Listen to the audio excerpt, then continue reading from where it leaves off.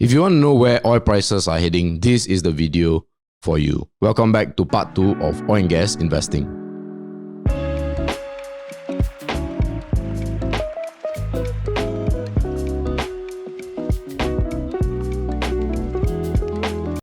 Now, what I say should be taken as financial advice.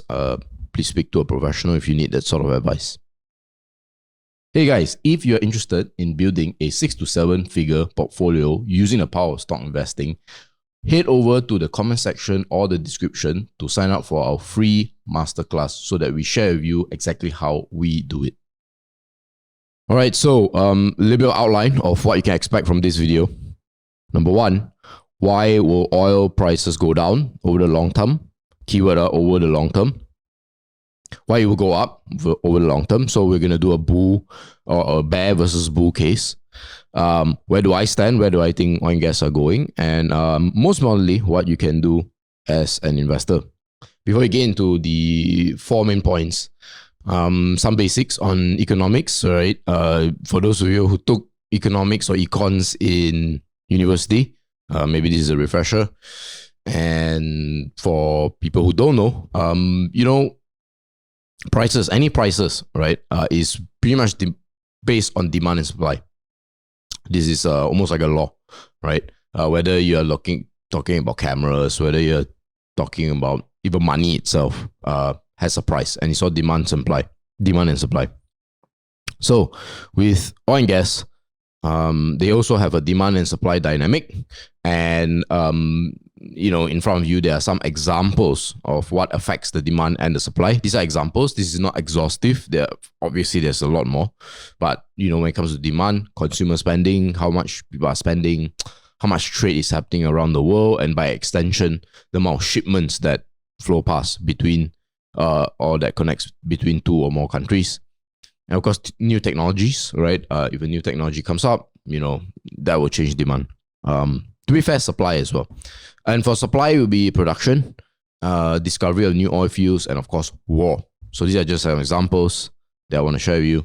Okay, so here are the reasons why I think, but this is the best case for why oil will go down. This is the bad case, right, over the long run. Some of y'all will probably be more familiar with this because it's more in the news. Oil and gas is quite a hated industry. And I think the reasons, as I will point out, will be quite obvious to you all, but, bear with me. The first one is recession. So very simply, if we go back to the Econs 101 example here, one thing that affects the demand for oil prices is consumer spending.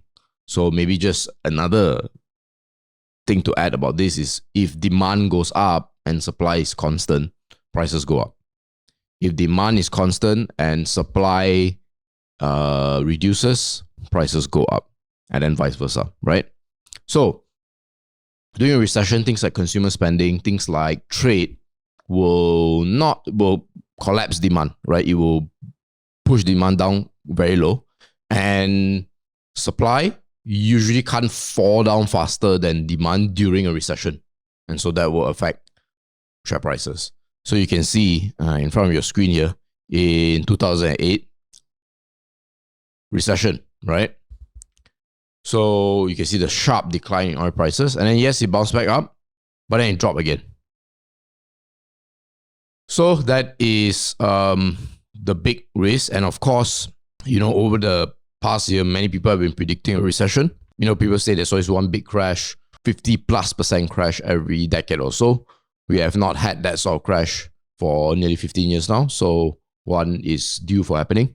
And as you can see, during the COVID crisis, suddenly trade wasn't as big anymore. Of course, nobody can spend any money. And oil prices fell very, very low to about 20 plus. And if you remember, at one point or one of the days, it actually fell negative. So the second one is, this one I think you guys will probably be more familiar with, right? This will be new technologies. So new technologies, if electric vehicles come about, then, the largest usage of oil and gas in the world is, or fossil fuels, is transport. And a big chunk of that transport is your conventional cars. And if all conventional cars become electric vehicles, then obviously the demand for oil and gas will fall, and so the price of oil and gas will fall. Now, this one is very interesting. Discovery of new oil fields. So a little bit of history lesson. 1973, the US decided to help Israel in their fight against the Arab nations. And so a lot of Arab nations are OPEC members. OPEC members are just oil-producing nations, and they in the Middle East mostly. And Saudi Arabia didn't like the fact that the US is helping Israel out, and so they alongside other Arab nations decided to say, "Hey, we are going to stop sending the US oil." And they were, I can't remember the exact numbers. They were probably about 50%, right, of global supply at that point in time, maybe more. And so you can imagine what that does to US citizens, right? And so in the 70s was described as a place where there was a lot of inflation, a much crazier inflation than what we have today as of this recording. And so, the US got hit really hard. People started coming up with this concept called peak oil theory, right? Where there's a limited number of oil and we are already depleting that oil. So if oil gets depleted, well, prices of oil will rise because supply drops this time. Now, what happened is that during the late 60s and maybe the 70s as well, people discovered new oil fields, right?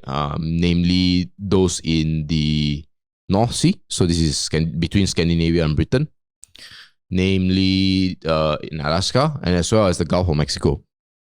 So just as the crisis was unfolding, the energy crisis of 1973, right, between Saudi Arabia, US and things like that, new fields are being discovered, and that blew the peak oil theory out of the water, because then now new supply gets flooded into the market and pushes the price down, and the price doesn't go to infinity.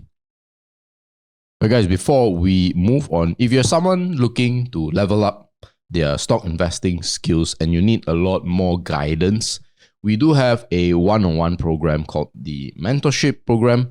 If you're interested, you can apply it in the comment section or the description. But there are 4 basic things you need to look at.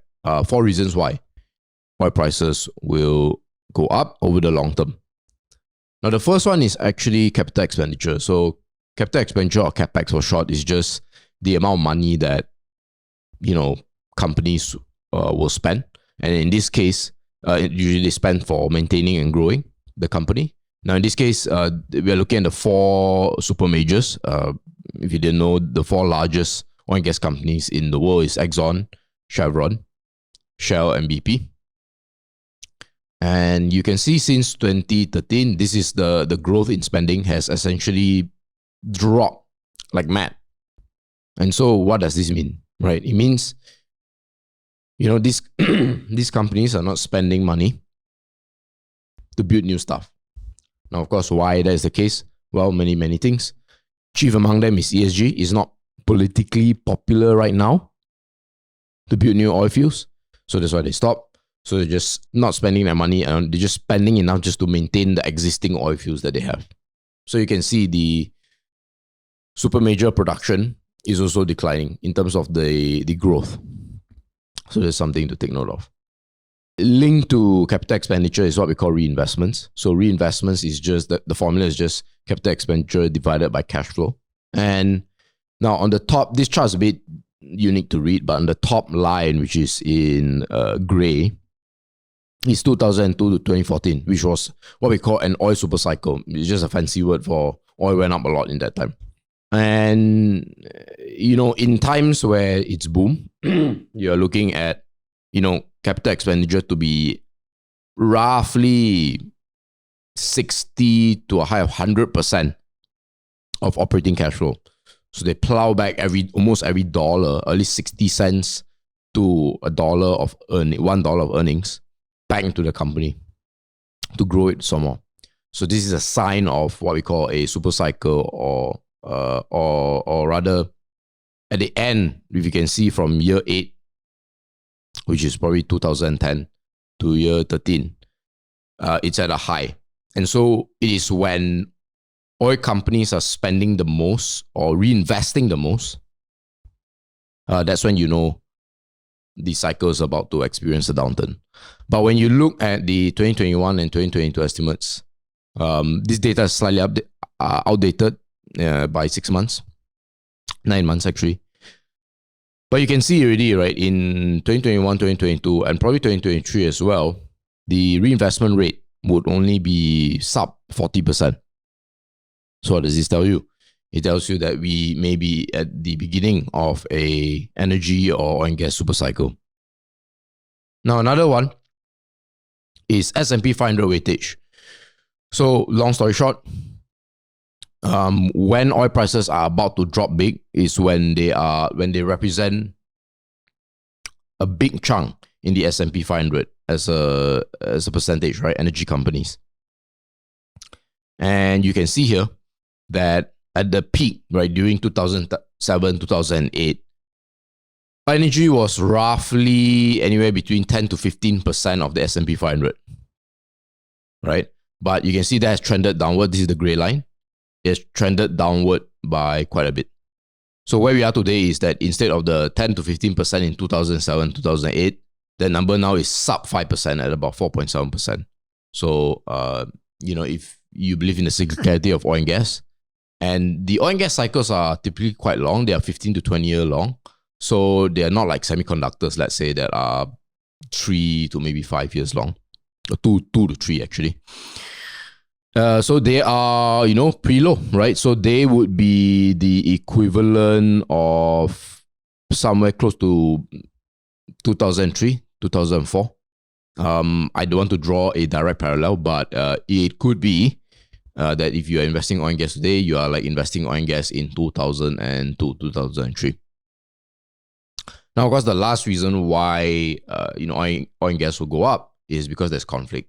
So how does it affect the demand-supply situation? Obviously, if conflict happens, there will be supply problems, right? Because then now, shipments are being affected. Certain countries now don't have access to oil, things like that.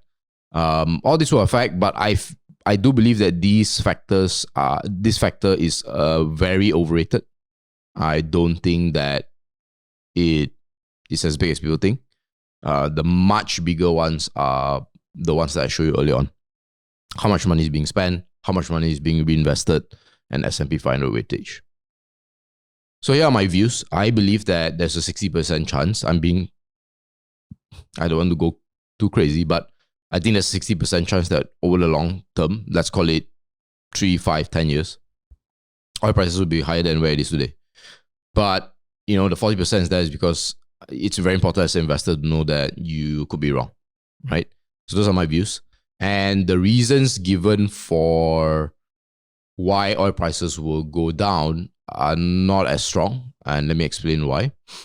So a recession definitely can happen. But if recessions are temporary and we are talking about long-term and super cycle, if a super cycle is, in the previous one is 2002 to 2014, right, for oil and gas, that's 12 years. A recession happens for what? 2 years, maybe?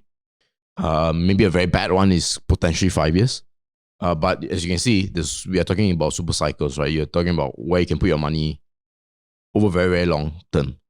And, that's why I think recession is not as bad as a risk. Now, the recession is important for you if you wanted to time your entry into oil and gas.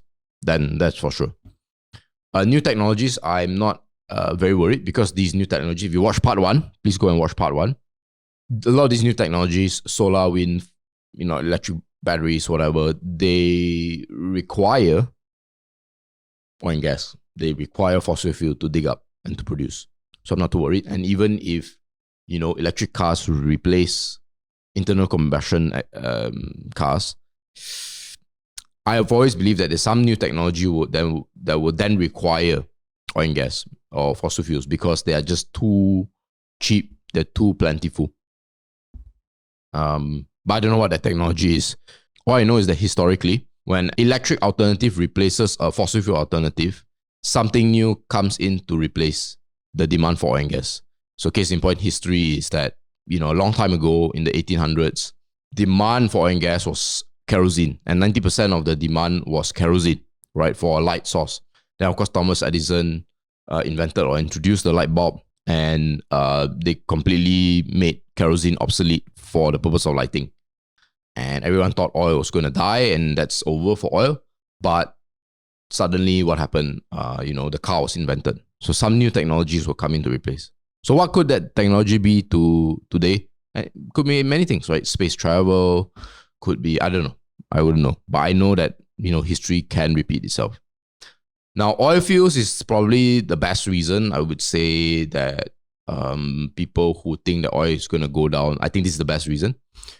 Because I've always believed that human beings cannot, it will take a lot of time before we can fully tap on the entire Earth's fossil fuel resources, right? Before 2014, everyone thought, it's going to hard to get more oil. Then the US discovered shale oil investing, which then, created a whole new dynamic for oil and gas. So anyway, that's why, these are my views, just to remind you, 60-40. All right, guys, enjoying the video so far? If the answer is yes, remember, like, comment, subscribe. And as far as comments go, if you don't like the video, do let us know as well. We always take all sorts of feedback, as long as they're constructive. Now, just to summarize, right, I think you do not have to have an opinion, right? It's okay if you don't want to invest in oil and gas. That's totally fine. Number two, it's important to never be 100% certain, but at the same time, it's okay to lean in one direction. It's okay to have an opinion. I have friends who, they are in the fund management space. They start ESG funds because they genuinely believe oil and gas is dead or going to die or it's going to be a lot less relevant. That's okay. But what you don't want is to be 100% certain, because you need to take in new information. You need to be ready to change your mind when things turn against your point of view.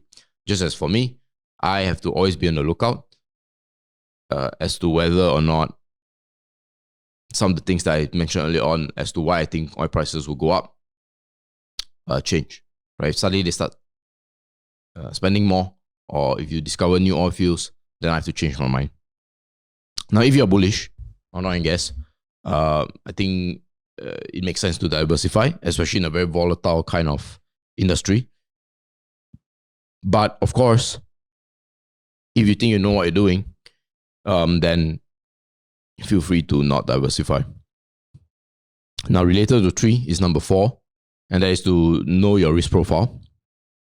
For part 3, I'll be talking about the midstream and downstream. But when you go into investing in oil and gas, there are 3 major areas.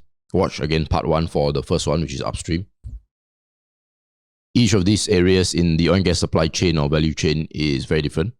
Some are very sensitive to oil prices, some are not.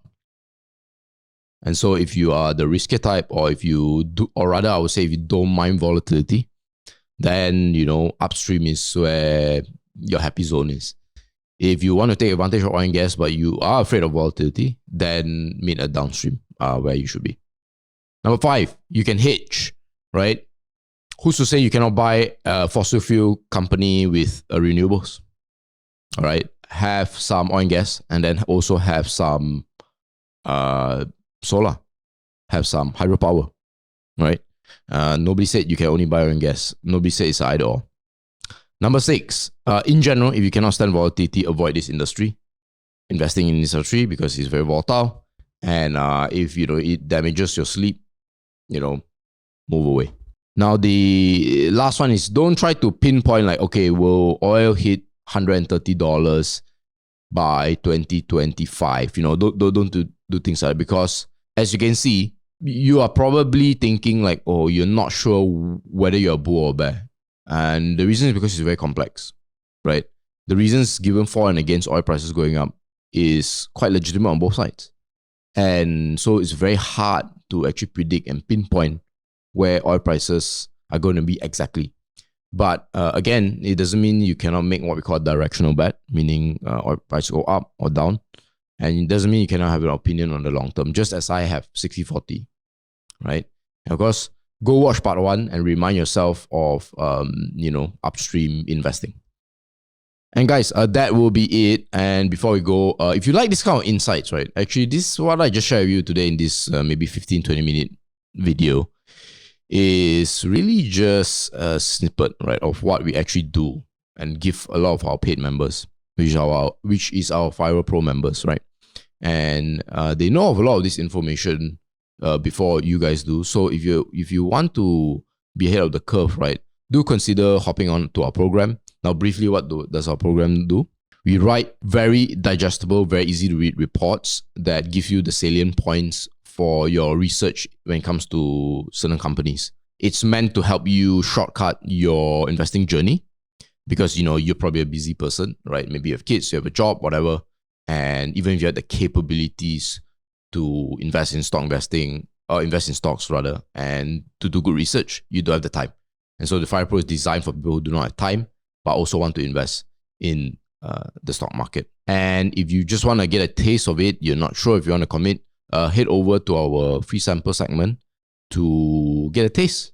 If you like it, then consider hopping on. If you don't like it, that's fine as well. Thanks for the support as always. And guys, thanks for staying all the way until the end, and I will see you in the next video and the next part.